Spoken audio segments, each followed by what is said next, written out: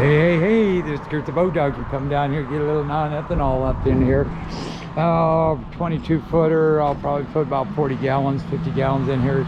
There's about a 80 gallon tank that's in here. It keeps shutting her off about 46 gallons because of the gas prices.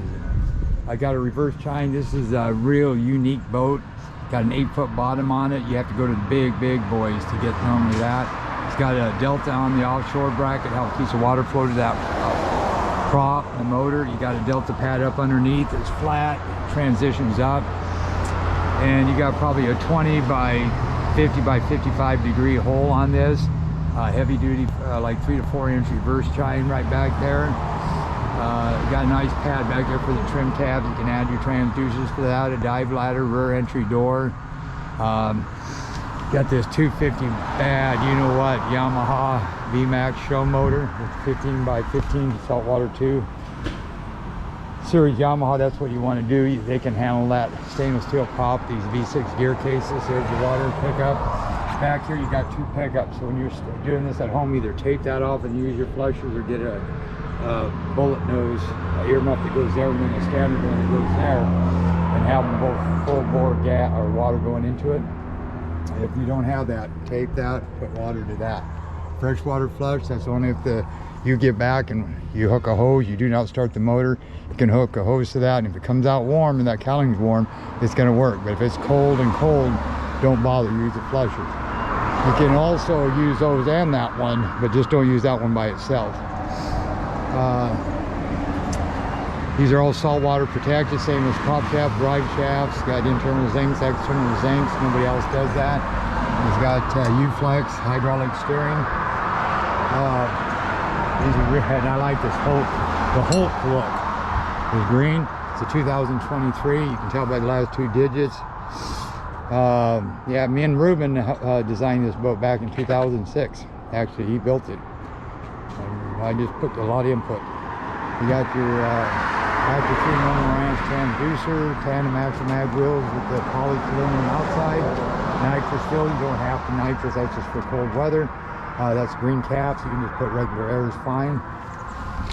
You got discs on all 4, look like pretty good brakes to me, just by looking at them. ST 225 75R 15s, 5 lug, 50-pound tire pressure pull, 80-pound torque on the lug nuts. You got, this is another nice thing on a custom trailer, is they're all aluminum. You don't have to worry about them. They got large drains.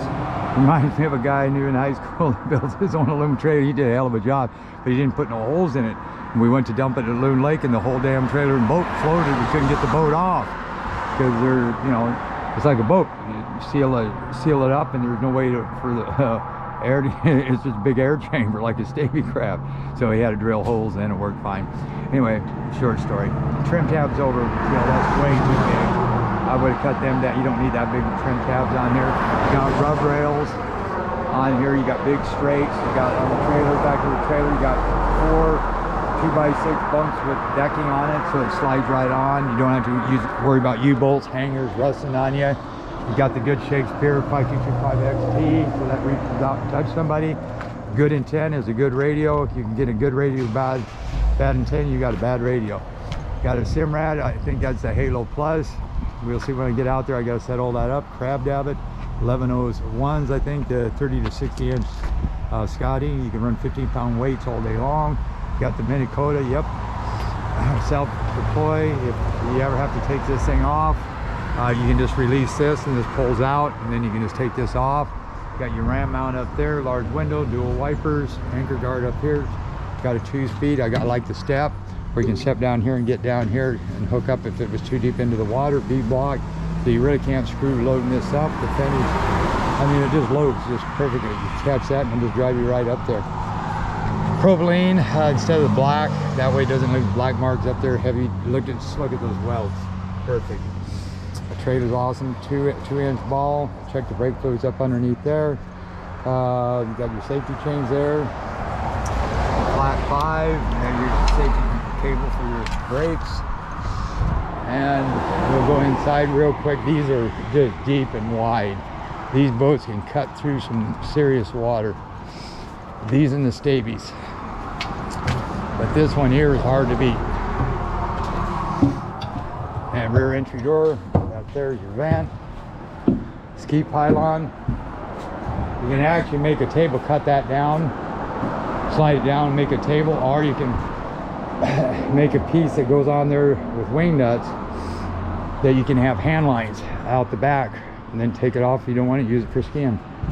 Sliders for the rods back in here, and then what we did is bed lined everything inside here, did away with the carpet, even had them bed line that, because if you don't, it'll look like hell after a while. You need to clean all the sandblasting stuff out of here, the bilge. There's a drain plug. We put that in the very bottom because that way it comes together in a V, boom, boom. So it helps drain. And then here's your timer bulbs. Boy, that gas is slow. And here's your shut-off switch. Dual batteries. Then another thing you did too is we added the pickup through the bottom instead of out the back, so your wash down will work at any speed. And I'm just pumping these bulbs up. The downriggers there, I'll show you that they work. And I'll come back to that. Okay, got a counter here. Release that, pull the line, just bump it. Release, bump it, counter. And then you got beads inside. There's right there, that green bead. You set one first, the first one, then go about 10 inches and set the next one. Set that ball about 2 to 3 feet underneath the boat, so when you hit auto, you get down 200 feet. When it comes, it's going to stop 2 to 3 feet below the bottom of the boat. There's his pole holders. And then right here's a large fish box. You can plug it from in here, which I would do, and you can plug it from the outside. Cup holders. Here's his anchor there. He must be doing that himself. His anchor, buoy system, boot, cup holders, chairs. You could sleep in here. Hello in there. You can actually build you a little wall really easy in there. Make it out of plywood. Put some carpet on it, Velcro, and you can put stuff back there. Nobody even know it was way back there. Little trick. A Simrad, I'll set that up, do a binnacle. So I take it if you did this right. Yeah, kicker is on this one, main. Oh, he didn't hook up to this switch, which he really doesn't need, so I guess I would bypass it from somebody doing that. That makes sense. Okay. Key switch, lanyard, trim tabs, radio, bilge works, lights. Yes, you can see them in my window over there. Yes, nav lights, yes. Courtesy lights, they come on. There's a remote for the bow mount with spot lock, lights, deck light. You can see it on the back of the motor. That works. Wash down works. Auxiliaries, I don't know what that's for. Wipers. Horn. Turn that on, we're getting about a half tank of gas. That should be shutting off pretty quick. Boom, boom. Trim, I don't know until I get out there, but I can set this because this is a command link. A beautiful boat. Grab handles, grab handles, grab handles. Yeah, these things will just eat up the rough water. You just toy with it. Look how deep they are. Awesome boat. This is a boat dock out.